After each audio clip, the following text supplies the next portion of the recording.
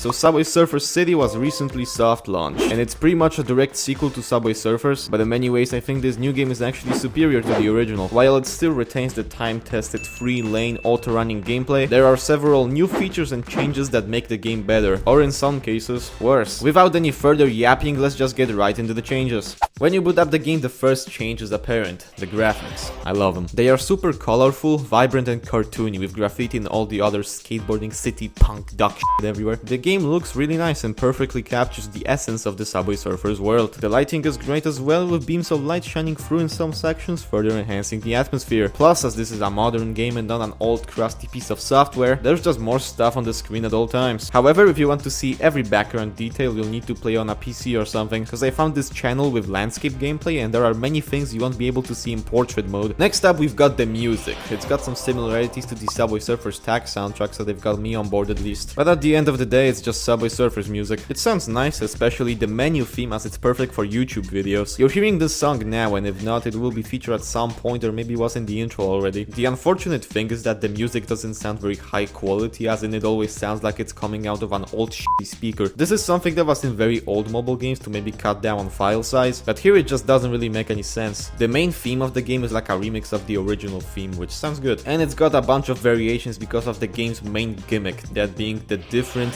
districts. In the original, if you went into this tunnel area, nothing would happen. But in Subway Surfers City, you'll be brought into one of 3 different currently available districts: the classic rail yard, the docks, or the DeLorean Park. Those 2 new districts are taken directly from Subway Surfers tag, so in the future they could possibly add the underground, rooftop, and the mall. All 3 districts have their own backgrounds, train designs, music, and obstacles. The game overall has many new obstacles, such as these bouncy platforms that launch you up when you jump and slam down, or piles of wood that give you coins and other goodies when broken with a downward slam. There's also much more emphasis on height. Sometimes there are whole different routes higher up, or just really tall obstacles. All of these additions mix up the gameplay nicely, plus the 2 new districts have their own new gimmicks. The docks are being built right in front of you, with forklifts carrying shipping containers and cranes bringing in some crap to dodge, and there are also some sections on water and bottomless pits that open up. This area feels really alive and is my favorite location in the game. The park, on the other hand, has these bubbles that, if you jump on them, you'll automatically jump off, allowing for cool segments where you're soaring through the sky. Now in Subway Surfers, gameplay is further mixed up by power-ups, and here there are only 4. Pogo sticks have been replaced by these steam vents that throw you upwards, which are cool as they allow for rapid height changes in many areas, but I feel like the pogo stick still had its place. And the jetpack is just completely gone. The power-ups present are the magnet, secret star for 1+ score multiplier for the rest of the run, the bubblegum bubble thing, which is basically this game's equivalent to those goofy shoes, but this time you have to slam down to jump, and it also gives you a shield, which is honestly a cool power-up and also a solid replacement for the shoes. Hoverboards have been reworked into power-ups too. Now alongside coins, you can also find hoverboard energy. Once the energy meter fills up, tap the screen once to activate a hoverboard. But hoverboards don't have cool special effects anymore, like a double jump or faster movement. Now they have lame special effects, like giving you bonus score or coins. Characters also have special effects now, like Tricky, who can give you the bubblegum bubble thing every 300 coins. Now to unlock all special effects of a hoverboard or character, you need to upgrade them, and also unlock them of course. And to do that, you're likely gonna have to spend money on microtransactions. It's not very easy to level up characters and hoverboards and unlock new ones. There are systems in place to help you out, like rewards for leveling up and getting a certain score with a character, but if you just buy the Subway Pass for like 10 bucks, this will be made a lot easier. And if you want to get a really good high score, you basically need to upgrade characters to increase their score multiplier, because yeah, there's no universal score multiplier here, and this game is actually a lot harder than the original. Lastly, I want to go over the trials, which are daily stages with specific themes, like this one all about the bouncy platforms, or this one about surfing on water. They're really fun, give you solid rewards, and they're what keeps me coming back to the game every day. I wish the setups from these levels would appear in the main endless mode, but I guess I can live with this. Alright, now the actual last part, optimization. The game can run like shit.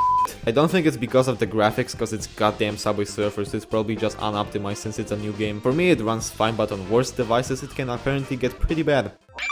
So those are all of the main new changes and features in this sequel to Subway Surfers. Even though the in-app purchases are more egregious and the game doesn't shake up the formula much, it would be awesome if they added like a 5-lane mode or something stupid like that. I think it's overall better than the original. I won't be going into literally every single feature this game has because nobody cares about things like the key prices and shit. The game is currently soft launch on iOS for the UK, Canada, Denmark, Indonesia, Netherlands and the Philippines, and in Denmark and the Philippines on Android. But if you want to try it out for a different country, you can always download an APK. But if you instead want to try out another Mobile Games Network video, after joining our Discord and following us on X, of course, then you can try out this one. Believe me, it's very good. Also leave a like, subscribe, and have a wonderful day.